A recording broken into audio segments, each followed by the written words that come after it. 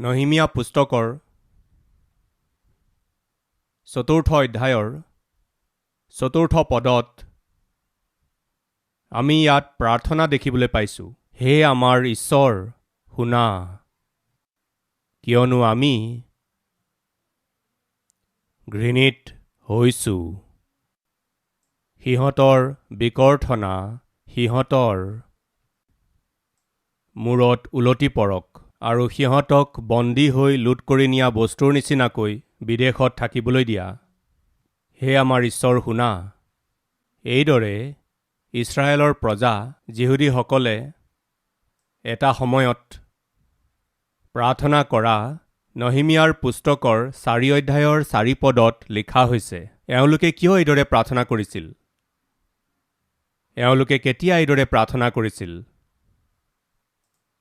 এই প্ৰাৰ্থনা কৰাৰ মুখ্য কাৰণটো কি আছিল বাৰু? আজি সেই বিষয়ে আপোনাক ক'বলৈ বিচাৰিছোঁ। আপোনাৰ মনত আছেনে? নহিমীয়াই ৰজাৰ ওচৰত পাণপাত্ৰ ধৰোতা এজন হিচাপে চাকৰি কৰিছিল, এজন চৰকাৰী চাকৰিয়াল। তেওঁৰ ওচৰলৈ কেইজনমান ভাই আহি জেৰুচালেম নগৰখন জ্বলাই পেলোৱা হ'ল, দুৱাৰবোৰ জ্বলাই দিয়া হ'ল, তাত জীৱিত থকা লোকসকল অতিশয় কষ্টদায়ক পৰিস্থিতিৰ মাজেৰে গৈ আছে। এইবোৰ কথা যেতিয়া নহিমীয়াক কোৱা হ'ল, নহিমীয়াই যিহেতু ঈশ্বৰক প্ৰেম কৰে আৰু ঈশ্বৰৰ লোকসকলক প্ৰেম কৰে, তেওঁ এটা ভাল চাকৰি কৰি তাত থাকিলেও, তেওঁৰ চাকৰি স্থায়ী আছিল যদিও তেওঁৰ জীৱনত কোনো ধৰণৰ দুখ নাছিল, তেওঁ শান্তিৰে আছিল, তথাপিও ঈশ্বৰৰ লোকসকলৰ জীৱনত দুখ আহিছে। যিখন চহৰক ঈশ্বৰে বৰ প্ৰেম কৰে সেইখন জ্বলাই পেলোৱা হ'ল। সেই কথা শুনি সহ্য কৰিব নোৱাৰিলে, কিয়নো তেওঁৰ মনত প্ৰেম আছিল।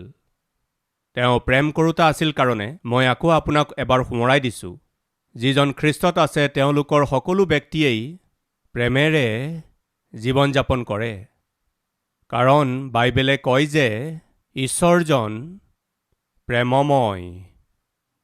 ঈশ্বৰৰ সেই আত্মাই যিজনত নিবাস কৰে, সেই ব্যক্তিজনে নিশ্চয়ে প্ৰেমেৰে জীৱন যাপন কৰিব। আপোনাত ঈশ্বৰৰ আত্মা আছেনে নাই বাৰু? আপুনি নিজকে পৰীক্ষা কৰি চাওক। আপুনি যদি ভাবে আনে আপোনাক পৰীক্ষা কৰক বা আন কোনোবাই আপোনাক চালিজাৰি চাওক, তেতিয়া আপোনাক নিশ্চিতৰূপে প্ৰথমতে দেখিবলৈ পোৱা লক্ষণটো কি হ'ব লাগে জানেনে? কওকচোন, কি? প্ৰেম। আত্মাৰ ফলবোৰৰ ভিতৰত প্ৰথম ফল কি কওকচোন? প্ৰেম। প্ৰেম, বিশ্বাস, আশা, এই তিনিওটা সুন্দৰ, কিন্তু এই তিনিওটাৰ ভিতৰত উত্তম কি কওকচোন? প্ৰেম। সেইকাৰণে পাচনি পৌলে কৈছিল, প্ৰেমেৰে থাকিবলৈ চেষ্টা কৰিবা। মই স্বৰ্গদূতৰ ভাষাৰে কথা ক'লেও, পৰ্বত আঁতৰাব পৰা বিশ্বাস মোৰ থাকিলেও, মোত যদি প্ৰেম নাথাকে, মই একোৱেই নহয় বুলি পৌলে কৈছিল। তাৰমানে এজন খ্ৰীষ্টীয় বিশ্বাসীৰ প্ৰকৃত পৰিচয় কি জানেনে বাৰু আপুনি? প্ৰেম। আপোনাত প্ৰেম ওচৰে পাজৰে থকাসকলে যদি আপোনাক দেখা নাপায়, আপুনি এগৰাকী বৰ মৰমীয়াল ব্যক্তি হিচাপে যদি তেওঁলোকে সাক্ষ্য দিব নোৱাৰে, তেন্তে আপুনি এবাৰ নিজকে পৰীক্ষা কৰি চাব লাগে।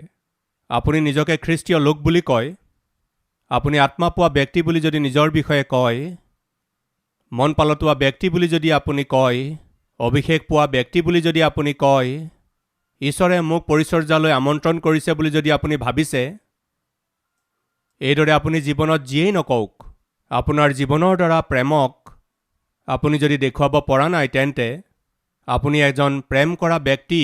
আপোনাৰ ওচৰত থকা লোকসকলে যদি তেনেকৈ জানিব নোৱাৰাকৈ আপুনি চলি আছে, নিশ্চয় আপুনি নিজকে পৰীক্ষা কৰি চাব লাগে। এটা প্ৰশ্ন, আম গছডালক চাই যদি জামু গছডালক দেখি অ'হো কিমান যে সুন্দৰকৈ ফল ধৰিছে বুলি যদি কয়, তেন্তে কি দেখি কৈছে? পাতবোৰ দেখি নেকি বাৰু? সেই গছডালত লগা ফলবোৰকে দেখি তেওঁলোকে কয়, ইমান সুন্দৰকৈ ফল ধৰিছে, সেই গছডাল চোৱাচোন কেনেকুৱা। তাৰমানে ফল লুকুৱাই ৰখাটো গছডালৰ কাৰণে সম্ভৱ নহয়। অৱশ্যে আমি কিনাৰ পাছত লুকুৱাই থওঁ, সেয়া আমাৰ বুদ্ধি, আমাৰ কথা বেলেগ। তাৰমানে এডাল গছত ফল ধৰিছে যদি সেই ফলবোৰ লুকুৱাই থোৱাটো সম্ভৱ নহয়। আপুনি যদি আত্মিক ফলেৰে পৰিপূৰ্ণ হৈ আছে তেন্তে তাক লুকুৱাই ৰখাটো সম্ভৱ নহয়।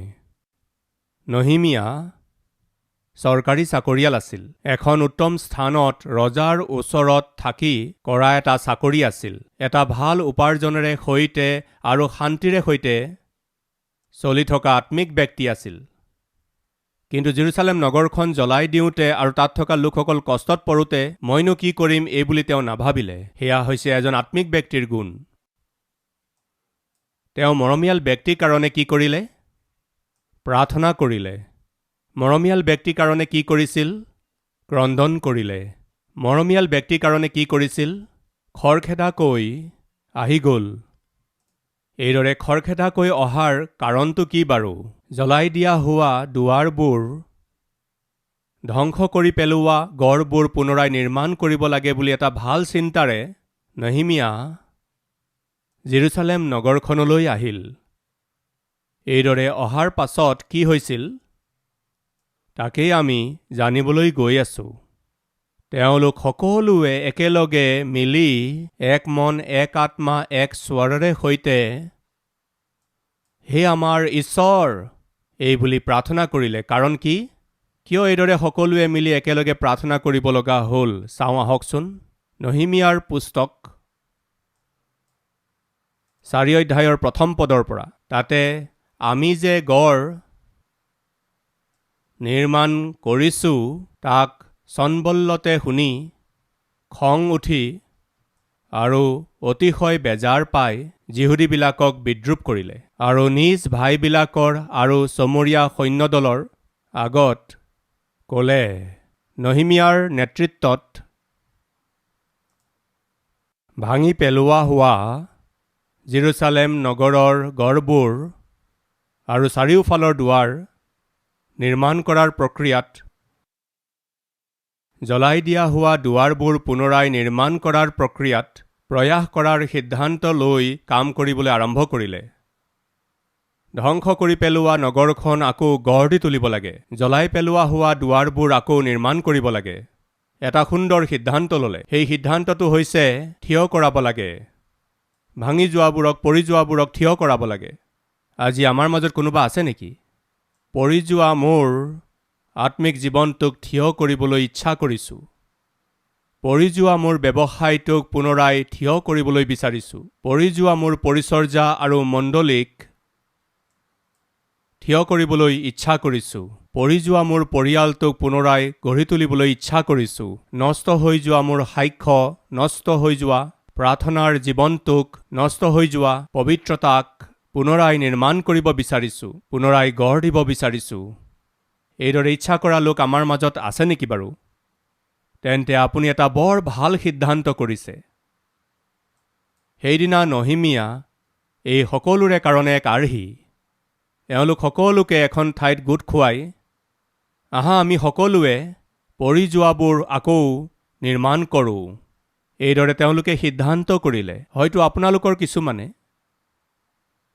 আপোনাৰ আত্মিক জীৱনটো গঢ়িবলৈ, আপোনাৰ সাক্ষ্য গঢ়ি তুলিবলৈ, পবিত্ৰ জীৱন এটা গঢ়ি তুলিবলৈ, পৰিয়ালটোক গঢ় দি তুলিবলৈ, ব্যৱসায়টো গঢ়ি তুলিব লাগে, পৰিচৰ্যা আৰু মণ্ডলী গঢ়ি তুলিব লাগে। সেই আশাৰে সৈতে পৰিশ্ৰমেৰে সেই কাম যদি আপুনি আৰম্ভ কৰিছে তেন্তে শয়তান মনে মনে থাকিব নোৱাৰে। কিয়নো তাৰ কামেই হৈছে ধ্বংস কৰাটো আৰু ঈশ্বৰৰ কাম নিৰ্মাণ কৰা।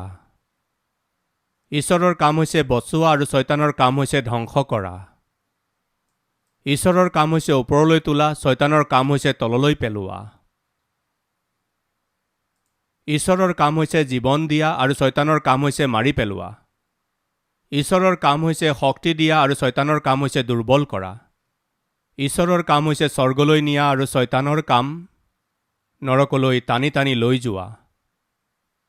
ঈশ্বৰৰ কাম হৈছে আপোনাক মোক পবিত্ৰ কৰাটো, আনহাতে শয়তানৰ কাম হৈছে আপোনাক আৰু মোক পাপী কৰি তোলা। সেইদিনা তেওঁলোকে নিৰ্মাণ কাৰ্য আৰম্ভ কৰোঁতে বাধা আহিবলৈ আৰম্ভ হৈ গ'ল। সৰ্বপ্ৰথমে তেওঁলোকে এক অদ্ভুত উদ্দেশ্যেৰে নিৰ্মাণ কাৰ্য আৰম্ভ কৰিলে। বাধা আহিবলৈ আৰম্ভ হৈ গ'ল। সৰ্বপ্ৰথমে তেওঁলোকলৈ বাধা আহিল। সেই বাধা কেনেধৰণেৰে আহিছিল, কাৰ দ্বাৰা আহিছিল, কিয় আহিছিল, মই আপোনালোকক ক'ব বিচাৰিছোঁ। জয়লাভ কৰাৰ উদ্দেশ্যেৰে আগবাঢ়িলে নিশ্চয়ে বাধা বিঘিনি আহিবই।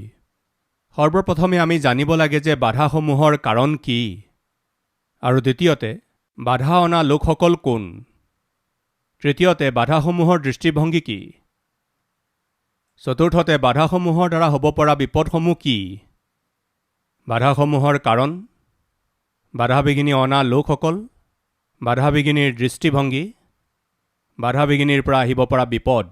আজি এই চাৰিটা কথা মই আপোনালোকক ক'ব বিচাৰিছোঁ। সৰ্বপ্ৰথমে তেওঁলোকে যি কাম আৰম্ভ কৰিছিল তাক বাধা দিয়া হৈছিল। কাৰণ কি চাওঁ আহক। 4 অধ্যায়ৰ 1 পদ আকৌ এবাৰ। পাছে আমি যে গড় নিৰ্মাণ কৰিছোঁ তাক চনবল্লতে শুনি খং উঠি আৰু অতিশয় বেজাৰ পাই যিহুদীবিলাকক বিদ্ৰূপ কৰিলে। কাৰণ কি? সেইদিনা এওঁলোকে সকলোৱে একেলগে মিলি কাম আৰম্ভ কৰিলে। ইজনে আনজনৰ হাতত হাত ধৰি সকলোৱে এক মনেৰে নিজৰ সামৰ্থতকৈও অধিক কাম কৰিবলৈ তেওঁলোকে যেতিয়া সিদ্ধান্ত কৰিলে, বাধা আহিল। তেওঁলোকলৈ অহা বাধাৰ কাৰণ কি জানেনে? তেওঁলোকে এটা ভাল কাম কৰিবলৈ সিদ্ধান্ত কৰিছিল। আকৌ এবাৰ কৈছোঁ, আপুনি ঈশ্বৰৰ সহায়েৰে, ঈশ্বৰৰ ইচ্ছা অনুসৰি, ঈশ্বৰে যেনেদৰে বিচাৰে তেনেকৈ চলি যিকোনো কাম কৰিবলৈ আগবাঢ়িলে, আপুনি জানি লওক শয়তানে আহি নিশ্চয়ে বাধা প্ৰদান কৰিব। তাৰ কাৰণ হৈছে আপুনি ঈশ্বৰৰ ইচ্ছামতে চলাটো সি নিবিচাৰে। আপুনি ঈশ্বৰৰ ইচ্ছামতে জীৱন যাপন কৰাটো সি নিবিচাৰে। আপুনি ঈশ্বৰৰ বাক্য অনুসৰি চলাটো বা চাকৰি কৰাটো বা বাক্য অনুসৰি ব্যৱসায় কৰাটো বা বাক্য অনুসৰি নিজৰ আত্মিক জীৱন গঢ়ি তোলাটো, বাক্য অনুসৰি পৰিচৰ্যা, বাৰ্তা বা শুভবাৰ্তা লৈ যোৱাটো সি ভাল নাপায়। নিশ্চিতৰূপে আপুনি এটা ভাল কৰিবলৈ আগবাঢ়িলে, ঈশ্বৰৰ ইচ্ছা অনুসৰি তেওঁৰ নামৰ মহিমা কৰিবলৈ গ'লে, পৰিচৰ্যা বা যিকোনো এটা কাম কৰিবলৈ চেষ্টা কৰিলে, শয়তানে নিশ্চয় আহি বাধা দিব। শয়তানে যে নিজৰ সকলো শক্তি ব্যৱহাৰ কৰিব সেই কথা নাপাহৰিব। এয়া কি ব্ৰাদাৰ, ঈশ্বৰৰ ইচ্ছামতে চলিলে সকলোবোৰতো ভাল হ'ব নালাগে জানো? প্ৰায়ে আমি এইদৰে কৈ থাকোঁ, ঈশ্বৰৰ ইচ্ছা হ'লে এইদৰে হৈ যাব, ঈশ্বৰৰ ইচ্ছা হ'লে সেইটোৱেই কৰিম, ঈশ্বৰৰ ইচ্ছা হ'লে সেইটো কৰিম, সকলো হৈ যাব, ঈশ্বৰে যি কৰিব লাগে কৰিব, এইবুলি বৰ সহজে আমি কৈ দিওঁ। অনুগ্ৰহ কৰি মন কৰিব, ঈশ্বৰজন সৰ্বজ্ঞানী আৰু সৰ্বশক্তিমান। ঈশ্বৰে যদি কিবা কৰিবলৈ বিচাৰে তেওঁ কৰিব আৰু কৰি পেলাব। আৰু সেই সময়তে আপুনি মই যদি মাজত জড়িত হওঁ তেন্তে নিশ্চিতৰূপে বিপদ আপদৰ মাজেৰে আমি যাব লাগিব। ঈশ্বৰে যি কৰিবলৈ বিচাৰিছে তাক নিশ্চয় তেওঁ কৰিব, কিন্তু সেই সময়তেই আপোনাক মোক যদি জড়িত কৰিবলৈ বিচাৰে, আপুনি নিজৰ ইচ্ছামতে কৰিবলৈ সুযোগ আছে। সেইকাৰণে আপুনি নিজেই ঈশ্বৰৰ অধীন যদি হৈ পৰে, তেতিয়া ঈশ্বৰে নিজৰ ইচ্ছা আপোনাৰ জীৱনত সিদ্ধ কৰিব। বুজি পালেনে? প্ৰিয়সকল, যেতিয়া সাগৰত ধুমুহা উঠিছিল তাক দেখি প্ৰভুৱে কৈছিল শান্ত হোৱা, তেতিয়া কি হৈছিল কওকচোন? প্ৰভু সৰ্বশক্তিমান, তেওঁৱেই নিৰ্মাণ কৰিছিল। যেতিয়া সৃষ্টিকৰ্তাজনে কৈছিল তেতিয়া সাগৰ লগে লগে শান্ত হৈ পৰিল। ইয়াৰ কাৰণ হৈছে ঈশ্বৰজন সৃষ্টিকৰ্তা। সৃষ্টিকৰ্তাজনৰ আজ্ঞা সৃষ্টিয়ে পালন কৰিব। প্ৰিয়সকল, আমি দেখিছোঁ যে ঈশ্বৰে আদম আৰু হাৱাক সকলোবিধ ফল খাব পাৰা কিন্তু এবিধ ফল নাখাবা এই বুলি ক'লে। সেয়া তেওঁৰ ইচ্ছা হয়নে নহয়? সেই ফলটো নোখোৱাটো, খাবলৈ মানা কৰা ফলটো খাব নালাগে, সেয়া ঈশ্বৰৰ ইচ্ছা। এতিয়া তেওঁৰ ইচ্ছা পূৰ্ণ হ'ল নে নহ'ল কওকচোন? কাৰণ কি বুলি ক'ব, হ'ল নে নহ'ল? নাখাবা বুলি কওঁতে কি কৰিলে? খাই পেলালে। খালেই মৰি যাবা বুলি কৈছিল যদিও মৰিলেও মৰিম আৰু আমি যি ভাবিলোঁ সেইটো কৰিমেই। নাজানো কিয় কিছুমানে হানি হ'ব বুলি জনাৰ পিছতো, বিপদ আপদ আহিব বুলি জনাৰ পিছতো, যি আছে সকলো হেৰুৱাই পেলাম বুলি জনাৰ পিছতো, ঈশ্বৰৰ অপমান হ'ব বুলি জনাৰ পিছতো, বেমাৰ আজাৰ আহিব বুলি জনাৰ পিছতো, হঠাতে মৃত্যু আহিব বুলি জনাৰ পিছতো নাজানো কিয় তেওঁলোকে যি ইচ্ছা কৰে তাকেই কৰিবলৈ বিচাৰে। প্ৰিয়সকল, বুজি পালেনে?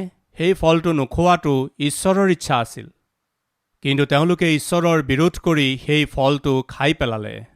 তেওঁলোকে এনেকৈ কিয় খাব পাৰিলে তাৰ কাৰণ হৈছে ঈশ্বৰে তেওঁলোকক সিদ্ধান্ত কৰিবলৈ অধিকাৰ দিছিল।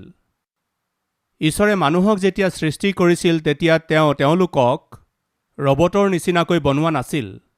আমি ৰিম'ট কণ্ট্ৰলটো হাতত লৈ গাড়ীখন চলাওঁ। লেফ্ট ফালে টিপিলে লেফ্ট ফালে যায়, ৰাইট ফালে টিপিলে ৰাইট ফালে যায়, আগফাললৈ টিপিলে পোনে পোনে যায়, কাৰণ সেইখন ৰিম'ট কণ্ট্ৰলৰ গাড়ী।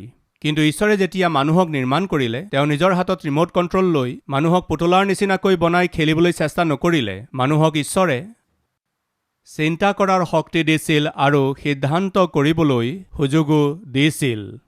এইটো কৰিলে তুমি সুৰক্ষিত আৰু এইটো কৰিলে তোমাৰ বিপদ হ'ব। বাইবেলত লিখা আছে, আহক এবাৰ আমি পঢ়োঁ। দ্বিতীয় বিৱৰণ পুস্তকৰ 30 অধ্যায় 15 নম্বৰ পদটো পঢ়িবলৈ লৈছোঁ।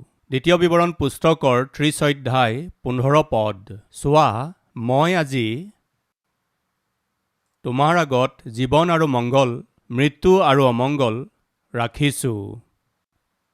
জীৱন আছে আৰু মৰণ আছে, অমংগলো আছে আৰু মংগলো আছে। তোমাৰ ইচ্ছা কোনটো তুমি বাছি ল'বা সেয়া তোমাৰ সিদ্ধান্তৰ কথা। তোমাৰ ঈশ্বৰ জিহুৱাক প্ৰেম কৰিবলৈ, তেওঁৰ পথত চলিবলৈ আৰু তেওঁৰ আজ্ঞা, বিধি আৰু শাসন প্ৰণালীবোৰ পালন কৰিবলৈ মই আজি তোমাক আজ্ঞা দিছোঁ। তাকে কৰিলে তুমি জীয়াই থাকিবা। মই যি কৈছোঁ সেইদৰে কৰিবলৈ আজ্ঞা দিছোঁ। তুমি সিদ্ধান্ত কৰাৰ দায়িত্ব, অধিকাৰ, সুযোগ মই তোমাক দিছোঁ। তুমি মোৰ আজ্ঞাবোৰ পালন কৰিলে যি দেশ অধিকাৰ কৰিবলৈ গৈছা সেই দেশলৈ মই তোমাক লৈ যাম। 17 নম্বৰ পদ। কিন্তু যদি তোমাৰ মন এফলীয়া হয় আৰু তুমি কথালৈ কাণ নিদি বিপথে গৈ যদি নিজৰ ইচ্ছামতে কাম কৰা, তোমালোক নিশ্চয়ে বিনষ্ট হ'বা। 19 পদৰ পৰা। মই আজি তোমালোকৰ বিৰুদ্ধে আকাশমণ্ডল আৰু পৃথিৱীক সাক্ষী কৰি কৈছোঁ যে মই তোমাৰ আগত জীৱন আৰু মৰণ, আশীৰ্বাদ আৰু সাও ৰাখিছোঁ। এই হেতুকে জিহুৱাই তোমাৰ পূৰ্বপুৰুষ আব্ৰাহাম, ইছাক আৰু জাকোবক যি দেশ দিম বুলি তেওঁবিলাকৰ আগত শপত কৰিছিল, সেই দেশত তুমি বাস কৰিবৰ অৰ্থে তুমি যেন তোমাৰ ঈশ্বৰ জিহুৱাক প্ৰেম কৰা, তেওঁৰ বাক্যলৈ কাণ দিয়া আৰু তেওঁত আসক্ত হোৱা, কিয়নো সেয়ে তোমাৰ জীৱন আৰু তোমাৰ দীঘল আয়ুস। এই নিমিত্তে তুমি গোটেই বংশৰে সৈতে জীয়াই থাকিবলৈ জীৱনক মনোনীত কৰা। আপোনাৰ জীৱন ঈশ্বৰৰ হাতত আছে। আপোনাৰ ভৱিষ্যত ঈশ্বৰৰ হাতত আছে। সেইকাৰণে ঈশ্বৰৰ আজ্ঞা পালন কৰিলে আপুনিও সুৰক্ষিত হৈ থাকিব আৰু আপোনাৰ সন্তান আৰু পৰিয়ালো সুৰক্ষিত হৈ থাকিব। সেইকাৰণে ঈশ্বৰৰ আজ্ঞা পালন কৰক। এইদৰে নচলি ঈশ্বৰৰ বিৰুদ্ধেহে যদি চলি থাকে, তাৰ প্ৰতিফল কিন্তু আপুনি ভুগিব লাগিব। আহক একেলগে প্ৰাৰ্থনা কৰোঁ।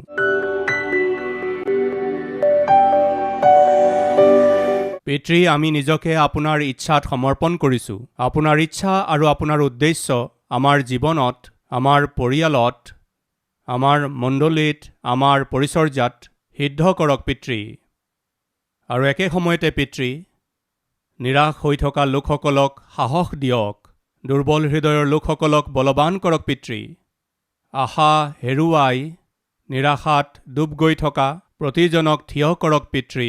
আপোনাৰ বাক্য শুনি বিশ্বাস কৰি প্ৰাৰ্থনা কৰা প্ৰতিজনকে দয়া কৰক পিতৃ। তেওঁলোকৰ জীৱনত থকা সকলো শংকা দূৰ কৰক পিতৃ। ভয় দূৰ কৰক পিতৃ। আগবাঢ়ি যাবলৈ অনুগ্ৰহ প্ৰদান কৰক পিতৃ। জীৱনৰ শেষ নিশ্বাসলৈকে আপোনাৰ বাবে জীয়াই থাকি, আপোনাৰ পৰিচৰ্যা কৰি, আপোনাৰ প্ৰচাৰ কৰি, আত্মা জয় কৰি, আপোনাৰ ইচ্ছা অনুসৰি পৰিচৰ্যা কৰিবলৈ অনুগ্ৰহ দিয়ক। যীশুৰ নামত মাগিছোঁ পিতৃ। আমেন।